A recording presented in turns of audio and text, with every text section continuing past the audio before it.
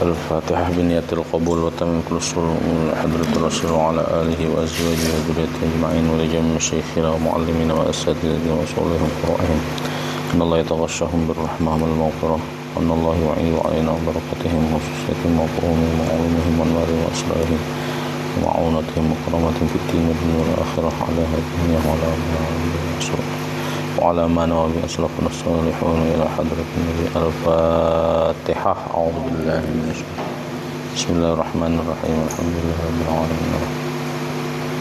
إياك نعبد وإياك نستعين اهدنا الصراط المستقيم ولا الضالين. السلام عليكم ورحمة الله وبركاته. Alhamdulillah, wassalatu wassalamu ala sayyidina Muhammad Rasulullah wa ala alihi wa ashabihi wa man tabi'ahum bi ihsan ila ba'd. Alhamdulillah, pada kesempatan kali ini kita dipertemukan oleh Allah Subhanahu wa taala dalam rangka memenuhi kewajiban sebagai santri, ini mendalami kajian-kajian keislaman yang pada beberapa hari yang lalu, tepatnya hari Rabu, itu ada pertemuan semua pengajar di lingkungan apa namanya yayasan kita ini? Yayasan kita nih apa namanya? Qaryah Thayyibah ya. Nah, berarti Yayasan Qaryah Thayyibah itu ya.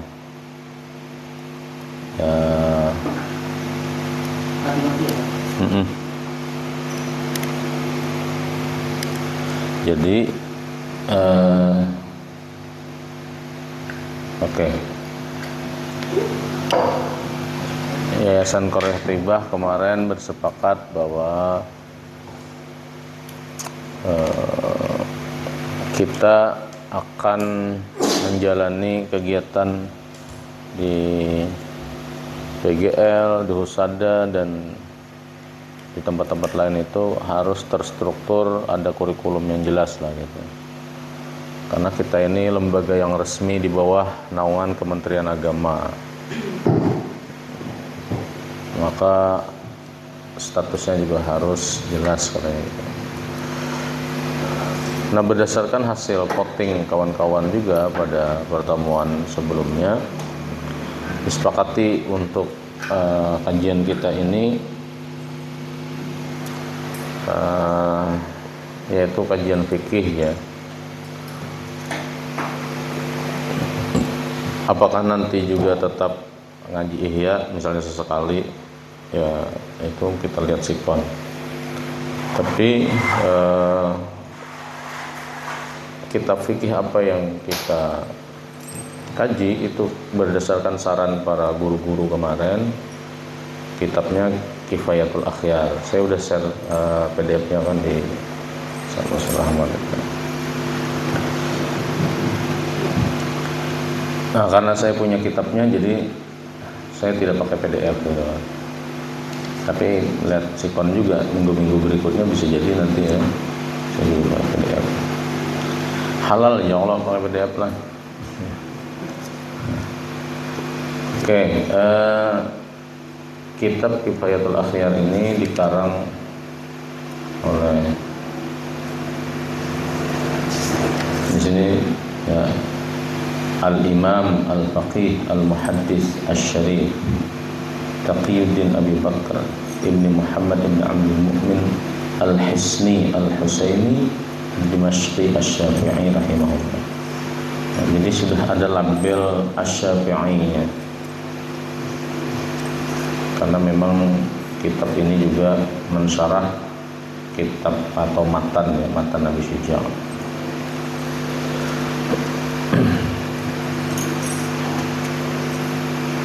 Jadi secara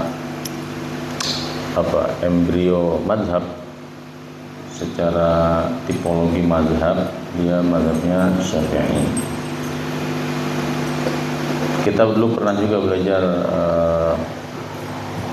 fikih yang Bidayatul Mujtahid, dan pengarangnya itu Ibnu Rushd, kenal sebagai filosof juga. Tapi beliau secara fikih, Ibnu Rushd itu agak ke Maliki.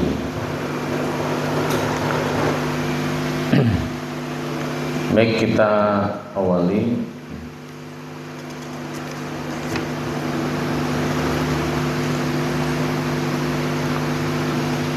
Langsung saja ke bab atau kitab Thaharah.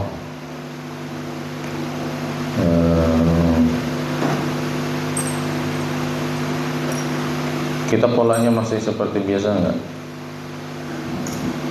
Baca, kemudian dijelaskan. Gitu ya. Karena target kita paling penting itu adalah terbiasa membaca. Baik, tolong Ustaz Rizky ditunjuk siapa yang pertama membacanya. Kitab Thaharah. Jangan takut salah, kita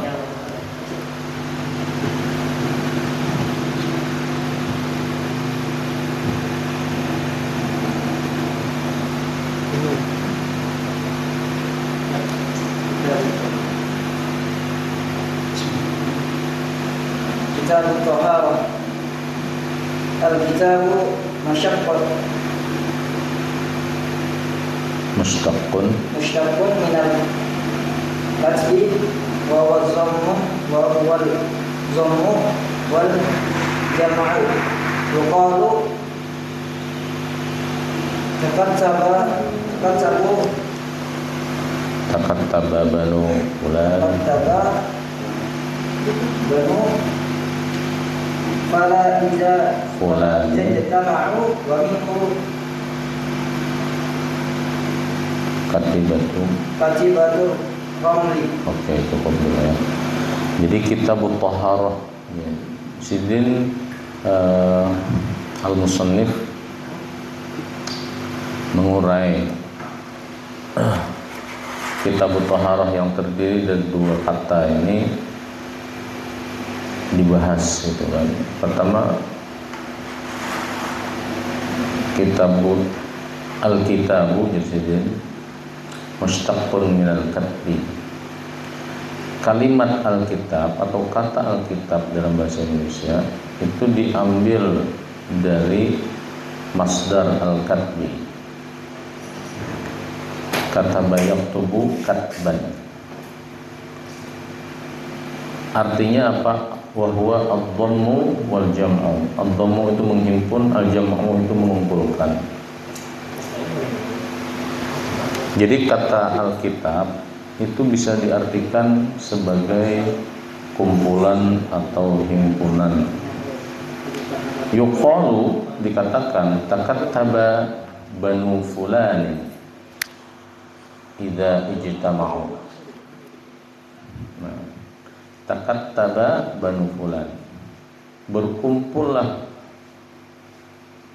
kelompok tertentu. Fulan itu terserah siapa saja. Kalau banu fulan itu berarti keturunan seseorang.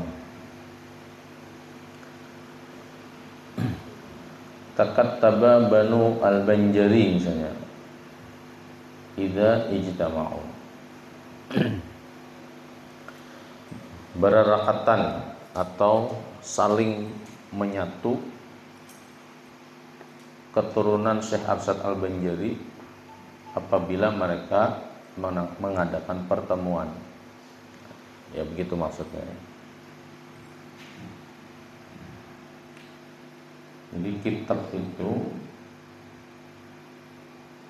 diambil dari akar kata al-katbu tadi, menghimpun dan mengumpulkan. Nah, makna kitab kita ini memang dia menghimpun dan mengumpulkan apa yang dikumpulkan dan dihimpun dalam sebuah buku, yaitu huruf dengan huruf yang lain, kata dengan kata yang lain, kalimat dengan kalimat yang lain.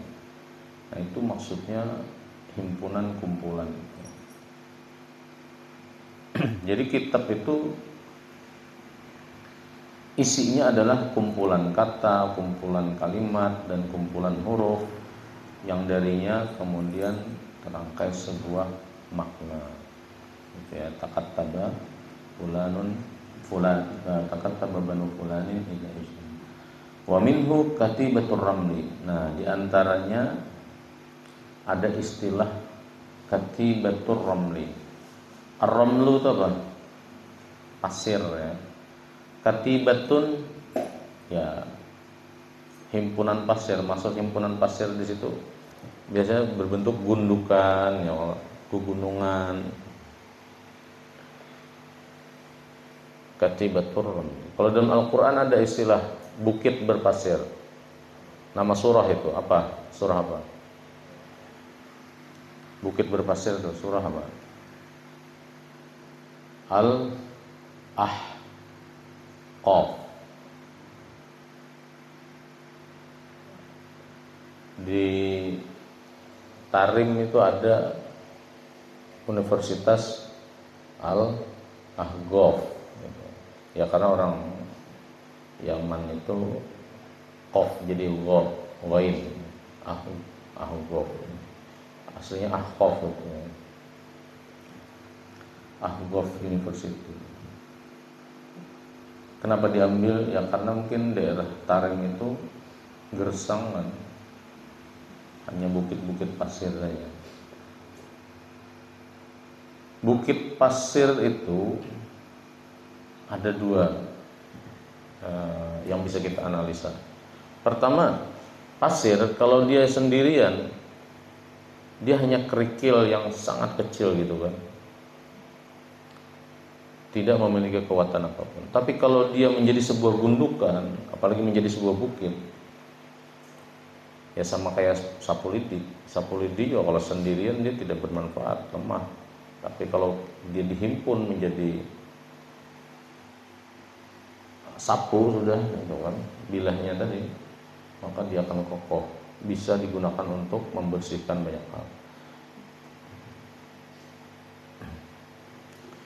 Katibatur Ramli juga begitu. Kalau Ramlun itu sendirian saja ya mudah terbang, mudah terkipai. Tapi kalau dia menjadi sebuah gundukan, bukit, atau apalagi kalau misalnya di pasir tadi disatukan dengan semen, maka dia bisa menjadi sebuah bangunan yang kokoh. Yaitu maksudnya tuh. Nah, itu paham pertama terkait dengan bukit dari pasir atau tanah dari pasir. Tapi bisa juga ada pendapat yang lain mengatakan begini, bukit itu kan kokoh, gitu kan. Tapi kalau dia dari pasir atau dari debu atau dari kerikil-kerikil tadi, dia kalau berhadapan dengan angin yang sangat kencang, dia mudah terbang juga. Artinya orang yang punya mental seperti bukit berpasir ini, sederhananya itu dia mudah terpengaruh gitu kan. Mudah terpengaruh dengan lingkungan, mudah terpengaruh dengan sekitarnya, dengan orang lain. Apalagi kalau orang yang mempengaruhi itu wibawanya lebih hebat, lebih tinggi, nah itu dia mudah terpengaruh. Wat taharatu tadi belum dah. Nah, lanjut. Wat taharatu fil lughati an-nazafatu taqulu taharatu thawba ayyu nazifatuhu wa fi syar'i ibaratun an raf'il hadathi aw izalatin najasi aw ma fi ma'nahuma aw ala suratihima kal ghuslati tsaniyati was salasati wal awsali masnuna wa tajdidil wudu'i wa tayammumi wa ghairi dzalika mimma la yarfa'u hadasan wa la yuzilu najisan. walakinnahu fi ma'na. Oke, cukup ya. Terima kasih. Wat taharah, adapun taharah itu fil lughah secara apa? Secara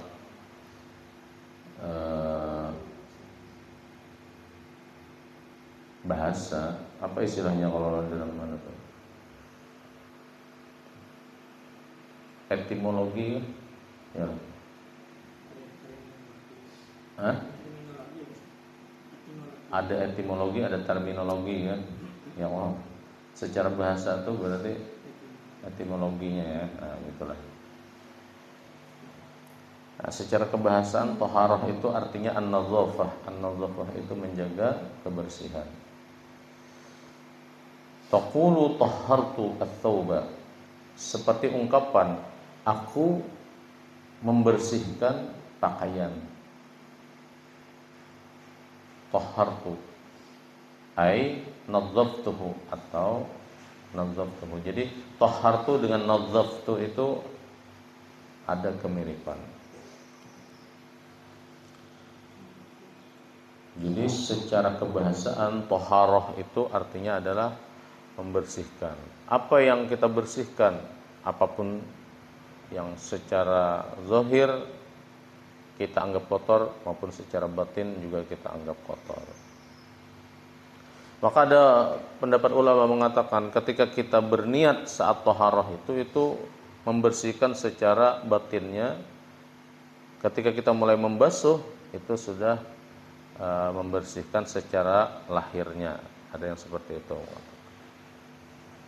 Wa fi syar'i, sedangkan dalam istilah terminologinya yang dimaksud dengan taharah itu adalah ibaratun an raf'il hadathi. Ibarah atau definisinya perilaku mengangkat hadas wa izalatin najas dan menghilangkan najis. Apa raf'ul hadas dan izalatun najas itu? Hadas itu kayak pegang bentuknya. Berbentuk ada hadas tuh. Bagian pian nih, siapa yang di sini kalau wahini sembahyang minyak adhakun karena merasa belum wudu umpamanya.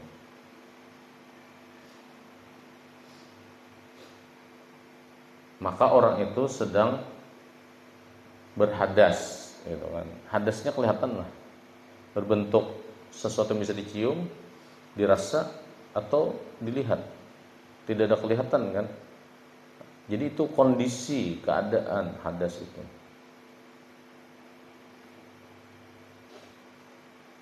Supaya kita mudah menjelaskan itu kan, bahwa hadas itu kondisi keadaan seseorang yang dianggap tidak suci atau belum suci dalam konteks ibadah gitu.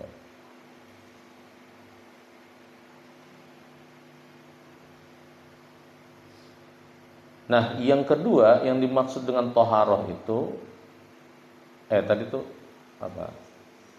Ya, itu tadi yang aneh ya, tidak tampak. Nah, taharah yang kedua adalah izalatun najas. Izalatun najas itu apa? Izalah itu kan menghilangkan, najas itu najis. Nah, ini bisa dilihat najis itu.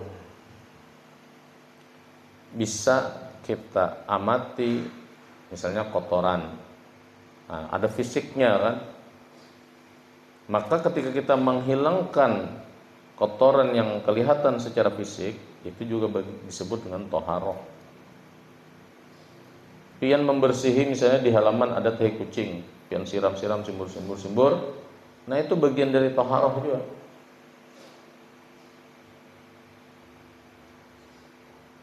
Nah, kalau dalam tubuh kita prakteknya pada diri kita tadi mengangkat hadas dan menghilangkan najis, maka di mana sumber keluar najis pada tubuh kita?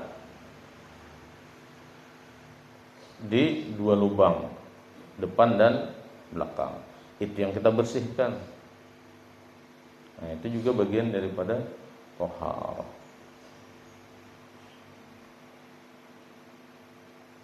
Makanya teknisnya izalatun najas pada diri seseorang itu nanti ada spesifik lagi istilahnya, itu apa? Istinja. Kan? Teknisnya itu istinja.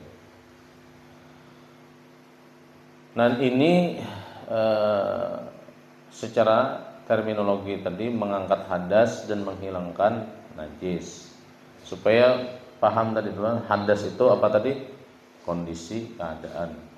Sedangkan najas itu hal yang bisa kita lihat, raba, terawang, amati. Kayak melihat duit juga. Nah, apa saja najis itu? Nah, itu nanti mungkin ada pembahasannya, saya tidak tahu apa.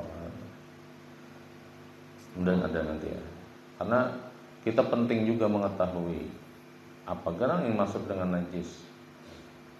Karena kalau najas atau najis itu menempel dengan diri kita saat kita beribadah, maka kacau ibadah kita, rusak itu kan, cedera dia.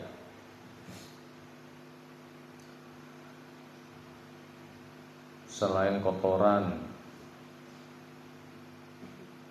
kita kebanyakan minum, lalu mual perut, ada lawas, muntah gitu. Nah, kira-kira air muntahan kita itu najis tidak? Ya, secara fikih najis gitu. Nah, bahkan nanti ada dalam kondisi tertentu makanan-makanan tertentu yang membuat kita jijik itu bisa masuk ke dalam kategori najis. Sesuatu itu halal saja sebetulnya pada dasarnya, tetapi karena kita jijik, maka bagi kita atau kita itu terkena masuk ke dalam hukum, bisa haram mau mengkonsumsi itu. Kenapa? Karena kita jijik dari awal. Nah, ada nanti pembahasan yang demikian ya. Nah, wama fi ma'nahima. Ada yang membaca wama fi ma'nahuma. Tapi apa? Wama fi ma'nahima, atau yang semakna dengan raf'il hadas dan izalatun najas tadi, itu juga disebut thaharah. Yang semakna dengan itu. Wa ala suratihima, dan yang serupa dengan itu. Nah, di sini sebutkan kal ghuslatis tsaniyati, sebagaimana basuhan kedua, watsalisati, dan yang ketiga dalam wudu. Wudu itu umumnya kita dianjurkan untuk 3 kali basuhan gitu kan. Maka basuhan kedua dan ketiga itu dia tidak akan dia semakna dengan basuhan yang pertama. Meskipun basuhan kedua ketiga itu sudah tidak wajib lagi kan. Iyalah, wajib ada basuhan kedua ketiga. Dia penyempurna saja, tidak sebagai hukumnya itu sudah beda. Tapi perbuatannya gitu kan, gerakannya itu sama maknanya dengan yang pertama dan bentuknya sama dengan yang pertama tadi.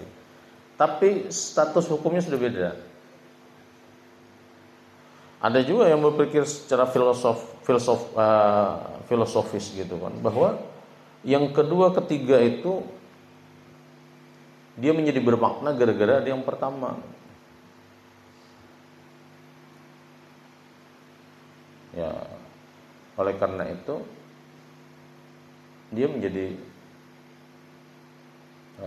bernilai juga, katanya begitu ya. Oke. Jadi maksudnya fi ma'nahima wa ala suratihima itu adalah yang serupa dengan basuhan pertama tadi. Gerakannya sama, ya kan? Bentuknya juga sama, tapi hukumnya tuh sudah beda. tapi tetap disebut dengan toharoh juga. Nah, jadi kesamaannya itu ada sama-sama disebut toharoh meskipun statusnya sudah beda. Kenapa disebut dengan toharoh? Karena bentuknya sama, gerakannya juga sama. Begitu juga al-aghsal al-masnunah. Kita mandi tapi bukan mandi wajib. Karena kita sudah mandi wajib, tapi kita melakukan mandi biasa ini atau mandi sunnah ini seperti kita mandi wajib juga. Kita awali dengan niat, kemudian kita ratakan dari atas sampai seluruhnya. Jadi ada yang memasukkan lah mandi itu, ya nanti mungkin itu kita bahas ya, ada pembahasan yang khusus. Tapi spill dikit bahwa mandi wajib itu ada yang misalnya rukunnya itu hanya 2, ada yang mengatakan 3 gitu. Kemudian ada sunnah-sunnahnya yang begini-begini. Ulama yang lain mengatakan itu sunnahnya ini saja. Ada yang lebih lengkap. Imam Ghazali misalnya lengkap banget bicara tentang bagaimana mandi wajib itu, janabah itu. Nah, nanti karena fikih itu dinamis. Kadang-kadang pendapat ulama masih dalam satu madhab itu bisa berbeda teknisnya. Apakah misalnya membersihkan izalatun najas tadi dalam mandi wajib itu bagian dari rukun atau di luar rukun? Kalau bagian dari rukun, maka setelah niat dia harus izalatun najas dulu, membersihkan dia wajib bagian 2 lubangnya depan belakang, itu kan, baru dia meratakan air ke seluruh tubuh.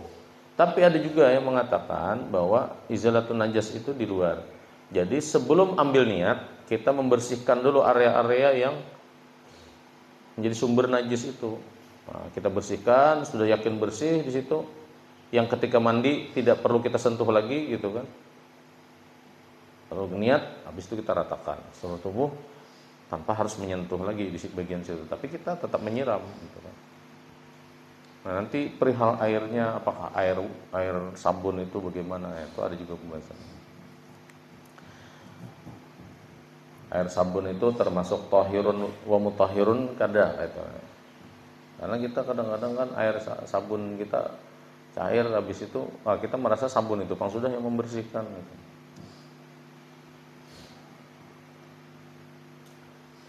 Jadi al-aghsal al-masnunah, mandi-mandi sunnah itu juga dianggap sebagai toharoh juga. Kenapa? Karena bentuknya, gerakannya kalau kita lakukan seperti mandi wajib, maka sama dia gerakannya, maknanya sama, surahnya juga sama. Maka dia tetap bisa disebut dengan toharah juga.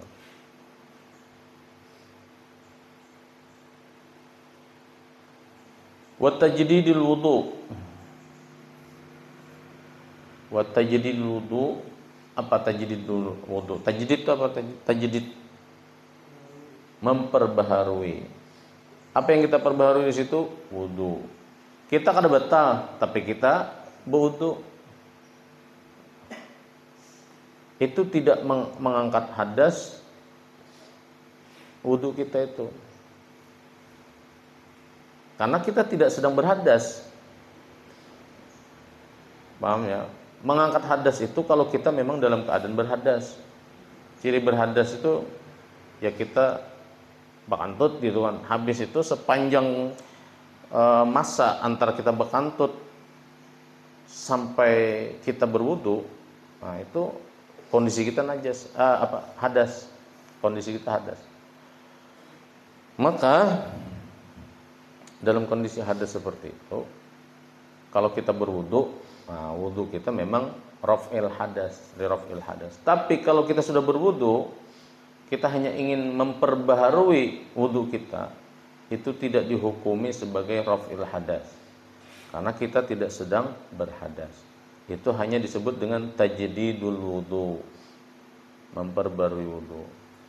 Nah, statusnya beda. Kalau kita berwudu untuk mengangkat hadas, tujuannya adalah untuk beribadah, maka wudu tadi itu termasuk wajib. Kaidahnya kan ma la yatimul wajibu illa bihi fa huwa wajib. Sesuatu yang apabila kita lakukan dia tidak lengkap kecuali dengan melakukan hal sebelumnya gitu. Kita ingin sholat, gitu kan, itu kewajiban. Tapi tidak sempurna sholat kita kecuali kita sebelumnya berwudu, maka berwudu itu disebut dengan kewajiban juga. Yang pondokan-pondokan kan pasti paham ya tadi kaidahnya. Ma la yatimmul wajibu illa bihi fahuwa wajibun.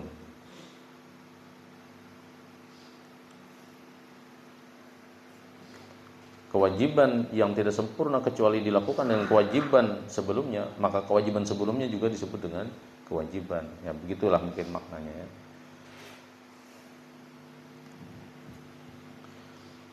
Wat tayammum. Nah, tayammum juga sama, semakna. Semaknanya dalam hal apa? Dalam membersihkan atau mensucikan tadi. Semakna dengan wudu dia. Tayammum itu. Tapi surahnya beda, gerakannya beda. Tapi maknanya sama, yaitu untuk bersuci. Maka tayamum juga disebut dengan thaharah. Dan selain daripada itu, mimma la yarfa'u hadatsan wa la yuzilu najasan walakinnahu fi ma'nahu. Dan selain yang disebutkan tadi, tetapi secara fungsi dia tidak mengangkat hadas, gitu kan, dan juga tidak menghilangkan najis, tetapi maknanya, baik gerakan, bentuknya, kadang-kadang itu semakna dengan yang tadi disebutkan, maka itu juga disebut dengan thaharah. Bagaimana dengan tadi itu membersihi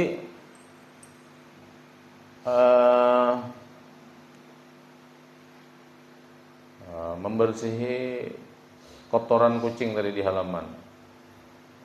Nah, dia tidak dianggap thaharah karena gerakannya beda. Meskipun tujuannya sama, izalatun najas, menghilangkan najis. Ya, pada aspek itu menghilangkan najisnya ya sama. Tapi maksud yang dimaksud dengan thaharah di sini, izalatun najasnya itu pada diri kita.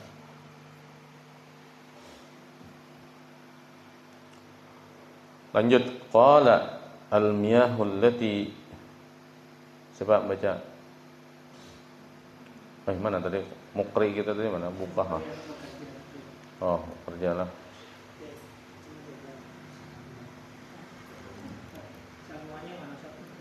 Al-miyahul lati, qala al-miyahul lati, masih di bawah. Udah saya baca ya.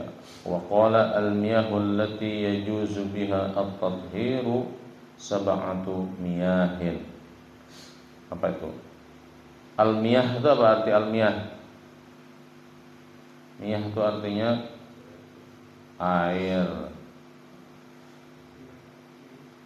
Allati yajuzu biha at-tathhir, yang boleh dijadikan media untuk bersuci. Sab'atu miyahin, ada 7. 7 ini simbol bahwa alam semesta ini setidaknya menjadikan 7 hal ini sebagai alat kita untuk bersuci. Pertama, ma'us sama. Apa ma'us sama itu? Air dari langit itu maksudnya apa di situ? Air hujan. Karena nanti ada juga yang dari langit tapi tidak disebut dengan air hujan. Ma'us sama. Yang kedua, ma'ul bihar, air laut. Wa ma'un nahar, air sungai. Ma'ul bi'r, bi'ri. Ma'ul bi'ri itu artinya air sumur. Wa ma'ul ain, dan mata air, air dari sumber. Wa ma'us salji, air salju. Wa ma'ul barat. Ma'ul barat ini ada yang menerjemahkan air embun, ada juga ma'ul barat ini air batu es. Jadi hujan tapi bentuknya kayak batu-batu. Dia agak keras tapi begitu menyentuh bumi dia langsung mencair. Munnya gugur ke kena kepala lumayan ketapukan juga kepala, tapi begitu dia kena ini langsung mencair dia. Itu ma'ul barad. Al aslu fi ma'is sama. Adapun hukum asal kenapa air langit atau air hujan itu bisa dijadikan sebagai media untuk bersuci, itu karena firman Allah Ta'ala, wa yunazzilu 'alaikum minas sama'i ma'an liyutahhirakum bih. Dan Allah yang menurunkan atas kalian dari langit air yang kalian jadikan untuk bersuci dengannya. Yang Allah ingin mensucikan kalian dengannya. Nah, itu. Itu surah Al-Anfal wa ghairiha. Nah, dan juga ada ayat-ayat lain yang senada dengan itu. Wa fi ma'il bihar. Adapun dalil untuk menyebutkan air laut itu adalah suci, bisa digunakan untuk bersuci tadi adalah qauluhu sallallahu alaihi wasallam, sabda Nabi sallallahu alaihi wasallam. Nah, jadi dalilnya sabda Nabi, lamma su'ila, ketika Sidin ditakuni an ma'il bahri, tentang status air laut, kayak apa statusnya air laut? Faqala, Nabi berkata, huwa tahur ma'uhu, air laut itu suci airnya. Al-hillu maitatuhu, dan halal mayatnya. Maksudnya mayatnya di situ tuh ikan dan sejenisnya, hewan-hewan yang ada di laut, nah itu halal.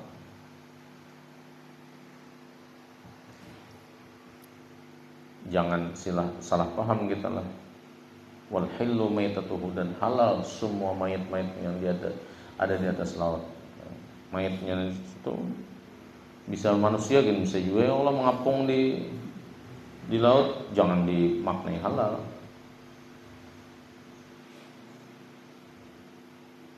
Jadi maksudnya situ al-maitahnya itu adalah yang hidup di laut.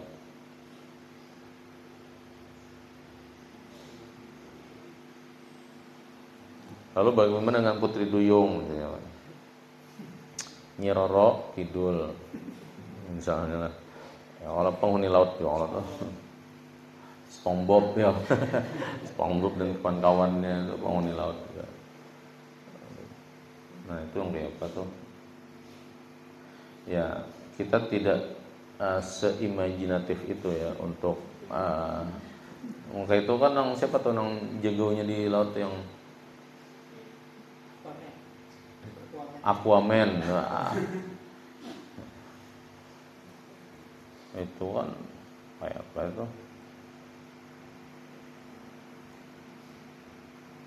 Nah, itu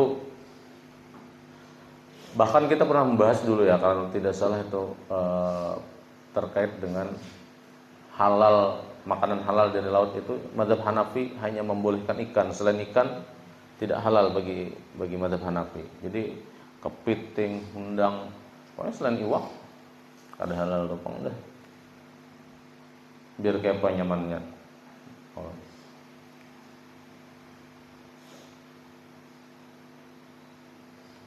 Ini sudahlah kata pinjaman benar juga, harganya bakal selangit. Ada jarang kayak itu. Kepiting dan kawan-kawannya itu larang benar. Padahal makannya bilang lapah benar, menguyakinya lapah benar. Dagingnya saya intil aja. Tapi harganya, udah dulu mempertanyakan itu, kenapa alasan jadinya tuh larang itu nah? Apakah tingkat kesulitan memperolehnya itu tinggi gitu kan? Atau kayak apa?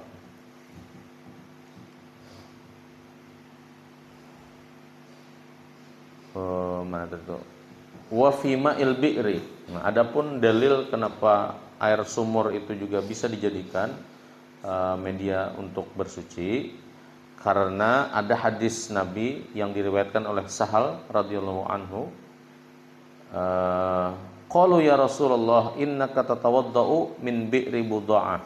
Ya Rasul, kami pernah melihat engkau sampeyan itu mengambil wudu dari sumur Budha'ah. Wa fiha ma yunajjin nasu. Padahal pian tahu sumur Budha'ah itu pernah dinajisi manusia. Maksudnya banyak orang-orang nambah kamihan di situ. Jadi Bi'ir Budha'ah itu adalah salah satu sumur yang ada di kota Madinah ya. Di Madinah lah, bukan di kota ya. Jadi Nabi mengambil wudhu di situ. Padahal jar sahabat di situ banyak orang yang misalnya buang najis. Buang najis itu berarti membuang banyu kamihnya kan najis, air kencing itu kan. Wal mahaid, di situ ada juga darah-darah orang haid. Karena perempuan-perempuan dulu juga ya mungkin belum ada softteknya belum ada ya. Tapi bagaimana mereka membuang, entah itu di kain, entah di apa ya. Dan mereka membuangnya juga di sumur Budha'ah itu. Wal khubuth, dan juga kotoran-kotoran yang lain, sampah-sampah yang lainnya. Waqala Rasulullah sallallahu alaihi wasallam, al-ma'u la yunajjisuhu syai'un.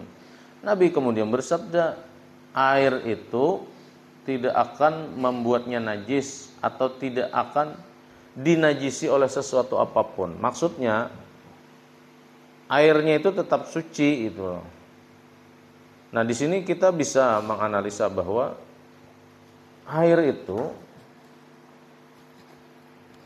selama tapi kemudian kan jadi pembahasan ulama, selama dia tidak berubah baik itu rasanya maupun aromanya, maka dia tetap sebagai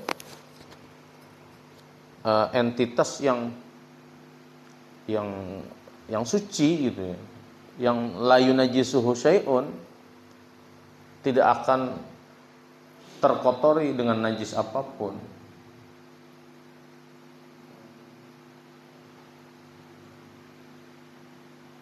Jadilah bisa jadi sumur Budha'ah itu sumurnya ganal. Kita jangan berpikir sumurnya halus kemudian di situ dituyuki orang bekamih di situ, kemudian kita mengambil mencibuk dari situ. Tidak seperti itu. Sepertinya ini sumurnya besar.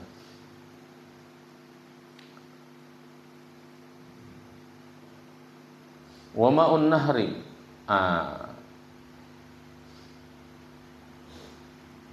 Wa ma'in nahri ya. Adapun dalil untuk air sungai, wa ma'il aini, dan juga air sumber mata air, fi ma'nahu, yang semakna dengan apa? Dengan air sumur tadi ya.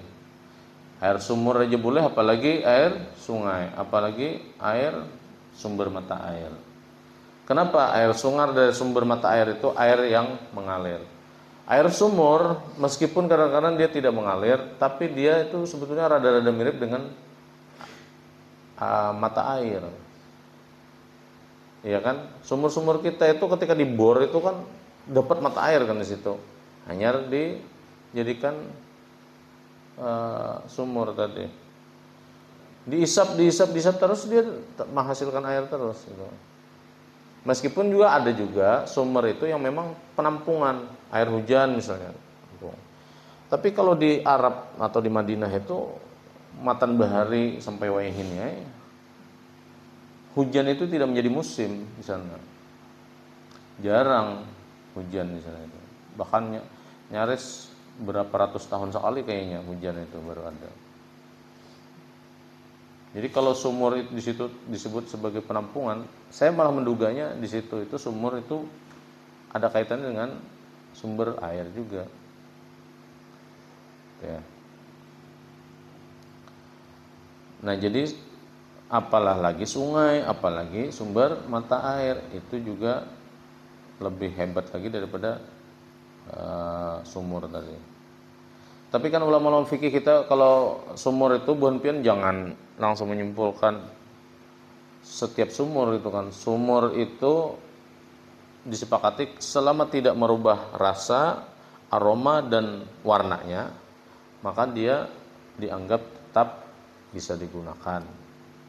Tapi kalau sudah aromanya, warnanya kada berubah gitu kan, dicicipi rasanya rubah dah, kada nyaman dah, nah itu sudah.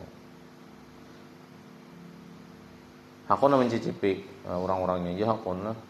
Jadi kita kan kadang-kadang kada sadar nih membangun sumur di higanya septic tank gitu kan. Bangun rumah nih kan, bangun rumah loh. Rumah itu ya kita kan di situ-situ aja. Paling apalagi kalau misalnya rumahnya panjang ke depan tuh hanya 10 meter misalkan. Kita bangun sumur bornya di samping sini, septic tanknya agak ke belakang dikit gitu. Kalau di Banjar mungkin tidak mungkin kita membangun sumur karena tanahnya Banjar ini rawa sebertan. Adalah sudah melihatlah sumur di Banjar ini. Rasa-rasa sulit kita menemukannya. Tapi kalau Banjarbaru, Banjarbaru tuh tanahnya keras dan airnya juga jernih. Bornya. Nah, itu bisa jadi mengalami yang seperti itu tadi. Di sebelah sini septic tank, sebelah situ sumur air misalnya kan. Nah, kayak apa itu? Kalau misalnya septic tank itu kan kita kada tahu posisi di dalam tanah tuh apakah dia merayap gitu kan airnya itu. Melakukan pertemuan misalnya, aku muyak dari sebelah sini bosan ya. Aku mau jalan-jalan ke sumur tetangga misalnya kan. Nyasarlah dia di situ. Menyatu dia di situ. Rame soalnya situ misalnya bepandiran dan seterusnya. Menyatu di situ. Bercampur mereka di situ, terjadilah asimilasi dan apa segala macam begitu kan. Standarnya tadi tuh, kalau dirasa, di aroma, di warna itu tidak berubah, maka dia masih bisa digunakan gitu ya. Ini sebetulnya mungkin ada nanti itu penjelasannya. Nah, wa amma ma'us salji wal barad. Adapun air embun dan air barat. Fal aslu fihi haditsu Abi Hurairah radhiyallahu an. Yang menjadi dalil kebolehan ia digunakan untuk bersuci adalah hadis yang diriwayatkan oleh Abu Hurairah radhiyallahu an. Wa ismuhu Abdurrahman alal asah. Dan nama lengkap atau nama sesungguhnya Abu Hurairah itu adalah Abdurrahman. Itu yang paling kuat. Jadi Abu Hurairah itu hanya gelar saja. Karena harir itu apa? Harirah itu kucing kan. Kalau Hurairah itu isim tasghir daripada harirah atau hurrah ya. Hurrah. Hurrah itu artinya kucing. Hurairah itu isim tasghir dari hurrah. Atau bisa juga fu'ailun.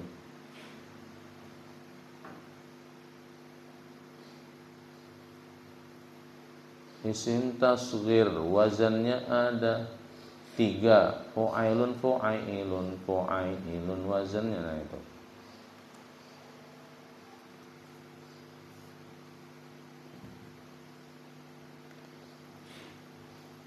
Karena Rasulullah sallallahu alaihi wasallam beliau meriwayatkan gitu ya. Sahabat Abu Hurairah bahwa Rasulullah sallallahu alaihi wasallam idza kabbara fis salati, apabila sidin mengangkat takbir dalam salat, sakata hunayatan, sidin berdiam berenai setumat. Hunayatan itu sebentar. Ada haniyatan, ada hunayatan yang bacanya. Qabla ay yaqra'a, sebelum sidin memulai membaca. Faqultu ya Rasulullah ma taqul, aku bertanya kepada Abu Hurairah, apa yang engkau baca tadi ya Rasul?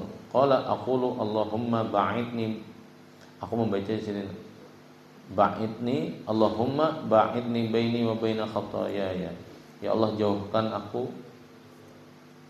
dari diriku dan dari kesalahan-kesalahanku sebagaimana engkau menjauhkan antara bagian timur dan bagian barat. Nah, jauhkan diriku dengan segala kesalahan sebagaimana engkau menjauhkan timur dan barat. Allahumma naqqini min khataayaya, ya Allah bersihkan aku dari kotoran-kotoran yang melekat pada diriku sebagaimana engkau membersihkan yunaqqat thawbul abyad, engkau mensucikan pakaian yang putih minad danas dari kotoran-kotoran. Allahumma ghsilni min khataaya bima'its tsalji wal barad. Nah, ya Allah bersihkan aku dari segala kotoranku dengan air embun dan air barad. Nah, itu jadi dalilnya. Nabi pernah berdoa menggunakan diksi bima isalji wal barad, dengan air embun, air salju dan air barad. Sangguplah kayak gitu lah, mandi pakai banyu salju umpamanya. Nah, kalau di luar negeri, di Eropa atau di negeri-negeri yang memiliki salju itu, bagaimana cara mereka mengatasi itu?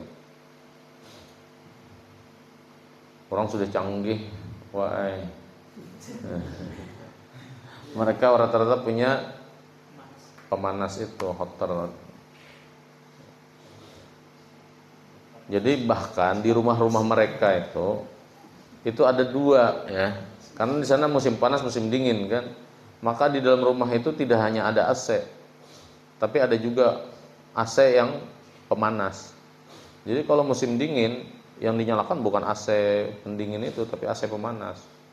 Nah, itu sudah lazim di negara-negara yang punya cuaca salju itu.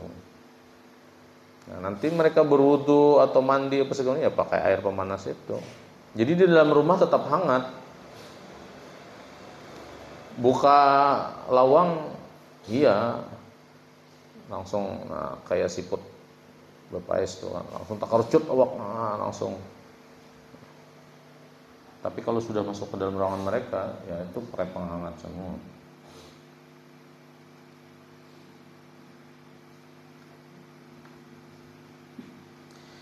Nah, itu dulu lah. Ini jigin lah, ternyata panjang kali lebar juga kita penjelasannya lah. Kira-kira ada yang ingin ditanyakan nggak ada terkait tadi yang kita jelaskan itu? Ini kita masih ibarat mengupas tuh hanyar kulit luarnya, kita kada mau laju lagi. Air tadi itu. Ini baru definisi toharoh dan juga air-air yang boleh digunakan untuk bersuci atau bertoharoh tadi. Ada lagi nanti kan pembagian air gitu. Kalau ada yang ingin bertanya boleh. Kalau tidak ada, ya kita sudahi. Ya silakan Ustaz. 19. Tentang ada dua pertanyaan. Pertama tentang yang kedua di luar tema kalau pertama tentang kan salju tadi itu kan standarnya sama aja.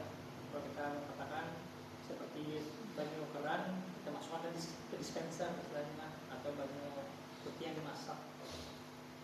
Istilahnya apakah itu kadang mempengaruhi hukum air itu ketika air dipanaskan? Apakah kategorinya masuk musammas atau tidak? Ya, musammas itu kalau dia panas-panas sekali gitu. Kalau dingin sekali. Jadi dingin sekali pun tidak boleh. Bukan tidak boleh ya, makruh. Kalau dalam kondisi terpaksa tidak masalah. Musammas itu bukan haram ya. Haramnya itu kalau dia disatukan dengan wadah yang dari emas atau dari perak. Langsung kita berwudu dari wadah dari emas dan dari perak itu yang tidak boleh. Sebenarnya ketidakbolehannya itu ya mungkin ada zaman Nabi, mungkin Nabi tidak sampai sejauh itu melakukan penelitian gitu kan. Kenapa tidak boleh? Apakah emas ini mengandung sesuatu gitu? Padahal emas dan perak itu dia betul-betul menetralisir air gitu kan. Tapi mungkin penggunaan emas dan perak itu sebagai wadah air tadi itu kayaknya terlalu mewah-mewahkan sesuatu gitu. Simbol kemewahan, makanya tidak boleh itu. Jadi agak berlebihan gitu kan. Orang di mana-mana menjadikan emas itu sebagai hiasan. Ini saking sugihnya sidin gitu kan, emas gesan menampung banyu gitu kan. Nah, itu kan berlebihan kayaknya gitu kan. Bisa jadi seperti itu ya. Nah, jadi air kalau terlalu panas tidak boleh, terlalu dingin juga tidak boleh. Makanya perlu pengaturan. Kalau dia masuk ke dalam ini itu tidak jadi masalah, tidak masalah. Selama ketika keluarnya itu tidak terlalu panas dan tidak terlalu dingin, kan bisa diatur tuh. Ya sama kayak kita air PDAM itu kan juga dari air kotor di sungai diolah kan. Jadi pengolahan itu tidak masalah. Apalagi negara-negara barat seperti di Belanda itu, di wilayah-wilayah tertentu mereka itu tidak punya air bersih. Jadi air bersih di kawasan Suriname atau ya, kalau tidak salah saya lupa itu. Itu air bersihnya itu hasil pengolahan air-air yang menjadi limbah. Jadi air limbah itu masuk lagi ke dalam mesin, keluar jadi air bersih lagi. Karena kada kawai itu bubuhannya. Tidak memiliki, nah kayak kita ini kan kota 1000 sungai. Sebetulnya tidak masalah kita ini. Pokoknya tidak masalah dengan kondisi kekurangan air. Tapi kan kadang mungkin juga misalnya di sini PDAM mati. Yalah. Sementara kita sudah masuk waktu sholat nih. Mencari untungnya parak lah sungai sini lah. Ya Allah. Untungnya parak itu nah. Jadi kita bisa bukahan ke situ. Tapi kalau misalnya wilayahnya mana misalnya Ahmad Yani misalnya, Jalan Ahmad Yani situ kan. Sungai itu harus bercarian berjalan agak jauh itu kan. Itu juga jadi problem juga. Apakah sudah boleh dia tayamum gitu kan? Karena dalam Al-Qur'an itu fa'il lam tajidu ma'an fatayammamu. Yang disebut boleh bertayamum itu kalau kita tidak menemukan air. Jadi yang disebut dengan kondisi tidak menemukan itu, kita ada proses tolapnya, mencarinya. Tapi kalau kita berdalilnya di sini tidak ada usaha, kemudian langsung bertayamum dengan alasan ketiadaan air, itu dianggap tidak boleh, tidak sah. Karena kebolehan kita bertayamum di situ karena ketiadaan air, bukan karena penyakit ya. Kan ada orang yang boleh bertayamum karena penyakit, nah itu tidak perlu dia mencari-cari air. Yang ini dia tidak menemukan air, maka harus mencari dulu. Karena orang dianggap tidak menemukan itu kalau dia ada melakukan pencarian. Kalau tidak ada melakukan proses pencarian, maka itu tidak disebut dengan menemukan. Itu hanya dia tidak tahu saja. Jadi tadi tidak masalah. Terus yang kedua tadi apa? Yang kedua apa tadi? Tidak. Yang kedua kalau sempat jadi bila tema maksudnya. Jadi yang pernah sekarang atau kalau yang sempat terkait yang lagi viral kita tentang yang apa siaran kelas 7 itu kan. Oh ya. Kalau itu anak mengajak santri ini mungkin ya semuanya pro dengan pesantren kelas. Cuman yang ulun ngajak berharap duanya ini mungkin beri pemahaman bahwa kita pro pesantren itu ada arah ilmiahnya gitu nah. Bukan yang sebatas fanatik atau buat-buatan aja gitu nah. Jadi saya kalau ada waktunya atau nanti bisa dikasih paham kami gitu nah. Apalagi latar belakang kami ini kan beda-beda, nggak semuanya pesantren. Bahkan yang pesantren pun kadang-kadang ketika disuguhkan jawab argumen dari orang-orang yang anti pesantren, kita bingung cara menjawabnya Ustaz. Apalagi mereka bawa dalil misalnya jangan berlebihan menghormati guru kayak gitu. Oke, jadi kalau kita membaca kitab-kitab seperti Ta'limul Muta'allim misalnya kan, memang ta'zim kepada guru itu dianjurkan. Bentuk ta'zimnya itu macam-macam, contoh-contohnya. Misalnya Al-Jarnuji itu pernah mencontohkan di dalam kitab beliau itu, ada seorang syekh yang berguru kepada seseorang gitu kan. Kemudian Sidin mengajar di sini. Ada anak mantan guru Sidin, bukan mantan guru ya, anak guru Sidin gitu kan, sedang bermain di sana. Kemudian syekh ini setiap anak itu kelihatan oleh Sidin berenai. Habis itu karena kakak anak itu buka lagi ke sana kada kelihatan, Sidin menjelaskan lagi. Begitu anak itu kelihatan Sidin berenai lagi. Itu murid sampai bertanya, kenapa Pion? Aku di sini menghormati abahnya karena abahnya dulu melajari aku berguru. Gitu kan. Jadi penghormatan seperti itu ya kita definisi berlebihan itu juga mungkin debatable ya, bisa diperdebatkan. Apakah orang yang ta'zim seperti itu tadi disebut berlebihan? Bagi orang tertentu menganggap itu berlebihan, tapi bagi kita tidak berlebihan. Kita hanya menghormati itu tadi, menghormati gitu kan. Penghormatan saja. Ya sama kayak misalnya tradisi di Jawa itu, kita kadang-kadang pengelamahin dari orang Jawa itu memang dari dulu kan tradisinya begitu. Sekarang gini, kita kalau komparasikan pesantren di Jawa yang tradisional dengan pesantren di Banjar yang tradisional, apakah sama misuh-misuhnya atau apa istilahnya misuh itu bukan ya? Yang misalnya berjalan takzim gitu kan, berjalan membentuk hormat lawan guru. Kita mungkin sama menghormati, tapi kalau di Banjar tidak ada tradisi yang berjalan lintuhut itu kan. Nah itu tradisi saja, kebiasaan. Karena standar orang Jawa itu kesantunan itu yang betul-betul seperti itu terhadap orang tua. Bagi suku lain, bukan orang Jawa, itu mungkin berlebihan. Tapi bagi orang Jawa itu tradisi mereka. Itu sudah biasa. Kalau cium tangan, Nabi sendiri mengajarkan cium tangan dan riwayat-riwayat bahkan sanadnya musalsal terkait bagaimana Nabi cium tangan, tuh kan. Musafahah, ya kan, musabakah. Kalau dalam tradisi kita simbol menghormati orang tua itu dengan cium tangan, maka kita harus menghormati simbol itu. Itulah tradisi kita, itulah wajah bangsa kita Indonesia. Jangan dikaitkan dengan feodalisme. Feodalisme itu ya kita memang kerajaan dulu kan. Feodal itu kan raja dihormati oleh rakyat, itu feodal gitu kan. Tapi feodalisme itu tidak hanya lahir di Nusantara ini. Arab itu pernah juga menjadi kerajaan-kerajaan. Kita saja menyebutnya dinasti Umayyah, dinasti juga. Abbasiyah itu dinasti juga. Apalagi Mamluk, dinasti semua. Dinasti itu ya raja adalah raja, rakyat adalah rakyat gitu kan. Kadang-kadang kita tidak mengakui itu, kada kita itu khilafah gitu kan, khalifah. Iya, khilafah. Sambetannya di dalam kitab-kitab mungkin khilafah, tapi prakteknya sama seperti dinasti-dinasti juga. Kalau ingin jadi raja waktu itu gitu kan, tidak bisa dari luar istana yang ingin jadi pewarisnya kan, harus lingkungan istana kan. Makanya ada anak menggantikan abahnya, ponakan menggantikan pamannya. Bahkan suksesinya tuh kadang-kadang harus membunuh.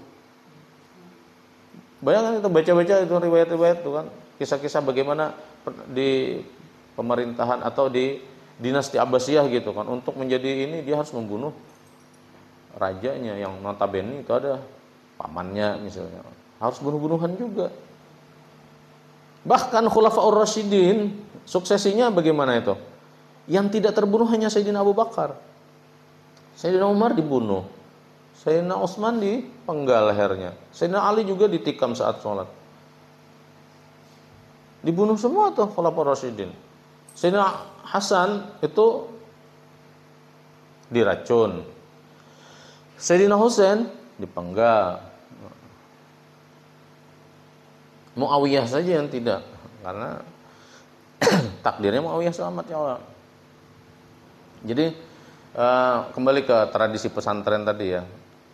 Sebetulnya kacamata kita ketika menyoroti sesuatu yang berlebihan dan tidak berlebihan itu ya tergantung di mana kita berada. Di Banjar mungkin yang berjongkok-jongkok itu misalnya duduk-duduk begitu untuk bersalaman itu tidak mentradisi. Pertama mungkin orang Banjar meskipun kerajaan juga, tapi kita dulu mungkin taharat rakyat kira-kira pada rajanya kira-kira lah. Apa nyawa aja merasa jadi raja aja misalnya nih. Nah, kan kita orang Banjar kan tradisinya kayak itu. Jangan mantang-mantang kan ya misalnya kan. Hanyar jadi bupati modelnya kan. Modelnya tuh kan kita kayak itu. Jadi model apa egalitarianismenya kita tak kuat. Nah, kalau di Jawa itu tidak lazim mereka seperti itu terhadap penguasa, terhadap orang tua, terhadap ulama. Mereka terbiasa dengan ini. Nah itu juga yang membedakan. Kenapa misalnya di Jawa itu kitab-kitab ta'limul muta'alim itu atau itu menjadi apa ya dasar awal mereka dalam maksudnya pembelajaran awal lah kurikulumnya begitu. Karena yang ingin ditanamkan itu adalah adab etika itu tadi. Di luar dunia pesantren tidak paham dengan adab etika itu. Kita di pesantren karena ada yang kita baca, kita memaklumi itu. Ini tadi seperti contoh Syekh Al-Zarnuji tadi yang mencontohkan seperti itu. Nah, adabul muta'alim misalnya kan, itu juga jadi bacaan di kalangan tradisionalis di Jawa. Jadi mereka mencoba mengamalkan apa yang mereka baca. Nah, pengamalannya itu mungkin di Arab itu berjalannya menunduk saja menghormati guru, atau misalnya seperti tadi berdiam setumat, padahal itu anaknya aja, itu kan bukan gurunya langsung karena gurunya sudah wafat, tapi anaknya aja aku keingatannya lawan abahnya, maka aku menghormati itu bukan menghormati anak abahnya, nang aku ingatakan ya sidin, itu bagian daripada abahnya itu kan, maka aku menghormati itu. Nah itu juga mentradisikan di wadah kita, misalnya ada istilah Gus Ning gitu kan, itu juga bukan memuliakan Gus lawan Ningnya semata, tapi mengingatkan siapa abahnya, sebesar apa jasa abahnya lawan kita. Karena Bubuan Sidin itu mengajarkan tidak hanya perihal tata cara ini saja, tapi memahami teks-teks, memahami kehidupan itu kan, dan seterusnya. Nah, panjang sebetulnya lah kalau kita ingin ini. Ada memang orang yang cukup hanya duduk, bersalaman, berpandiran, akrab, itu juga dianggap santun. Ada yang seperti itu. Jadi saya kira kita lihatilah akarnya itu di mana. Kalau orang Jawa memang seperti itu. Bahkan Madura juga rada-rada mirip, begitu juga. Kalau di suku lain mungkin itu berlebihan karena kita tidak mentradisi seperti itu. Tapi jangan kita kemudian menyamakan di sana dengan di sini gitu kan. Ya esensinya sebetulnya menghormati. Wajah penghormatan itu seperti apa? Itu beda-beda tiap daerah gitu kan, tiap suku ya. Itu harus kita kaitkan. Esensinya adalah penghormatan dan respect gitu kan, respect. Dan satu hal lagi, masalah berbagi menjulungi duit amplop-amplop. Itu kita jangan salah lah. Kalau di wadah kita SPP itu berangka, sehingga tiap bulan kita membayarin. Kalau di Jawa banyak pondok-pondok tradisional itu ada angkanya, tapi kadang-kadang tidak dibayar, apa istilahnya? Kiai-kiai itu banyak juga membuka beasiswa. Kalau usah bayar genpian, kalau usah bayar. Santri-santri tidak mampu silahkan tampung, tetap kita terima, tapi kalau usah ditagihi. Aku yang bayari aja sidin. Tapi kena santri-santri yang kada bayar itu, inya tetap hendak tabarukan lah istilahnya kan, hendak supaya pernah berkontribusi terhadap pondoknya. Jadinya bersalaman tuh ya tujuannya ya hendak bersedekah gesan pondok, ada gesan kiainya. Siapa ada duit misalnya yang disumbangkan 50. Oke, kaliannya banyak, kada menyunggihakan kiai tetap. Yang sidin ongkosi itu jumlahnya puluhan ribu. Yang datang ini anggap 1.000 aja misalnya. Masih menutupi lah yang 10.000 di ongkosi sidin. Tidak. Kita ini kadang-kadang tidak tahu, oh kiai-kiai itu ya behari itu kan rata-rata itu pengusaha juga. Kami Gontor itu misalnya lah riwayatnya tuh. Ada 3 kiainya kan, pendiri itu. Ada salah satu tuh Mbah Sahal. Mbah Sahal itu tuan tanah. Jadi tidak sekedar kiai pimpinan orang yang terpelajar saja. Bahari itu mereka terpelajar itu otak bisnisnya jalan juga. Apakah berbisnis itu kada boleh kiai? Salah. Karena sidin punya cita-cita ingin mengongkosi orang banyak, maka sidin harus punya banyak pegangan banyak juga. Jadi tanah-tanah dahulu tuh di Gontor tuh sidin yang membebaskan. Begini kam nama mengelola sekolahannya, merumuskan kurikulumnya. Aku mengongkosinya aja sidin. Lalu sidin yang banyak menduiti. Nah kalau pesantren lain juga sama seperti itu.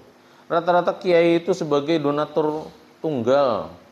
Jadi kalau orang berbagi amplop sedikit-sedikit itu sekedar sidin istilahnya nang kayak kita juga nih. Kawan hendak berumrah ya Allah, nitip nah aku 100.000 pian sedekahkan di sana, pian tukarkan aqua kah misalnya, pian bagiakan kepada orang yang minum. Nah sama kayak itu sidin tuh perantara aja. 4 lalu aja duit tuh. Kada gesan sidin menyunggihakan sidin ada. Kiai-kiai itu apalagi yang dulu. Kiai Wahab Hasbullah, pendiri NU juga kan. Itu sugihnya luar biasa juga itu. Sugihnya luar biasa. Banyak isi tanah lah bebuannya itu. Tahu seorang kan properti yang paling cepat peningkatannya itu diantaranya adalah tanah. Orang kalau sudah jadi tuan tanah itu sugih lah istilahnya tuh. Jadi itu yang saya pahami di dalam dunia pesantren ya.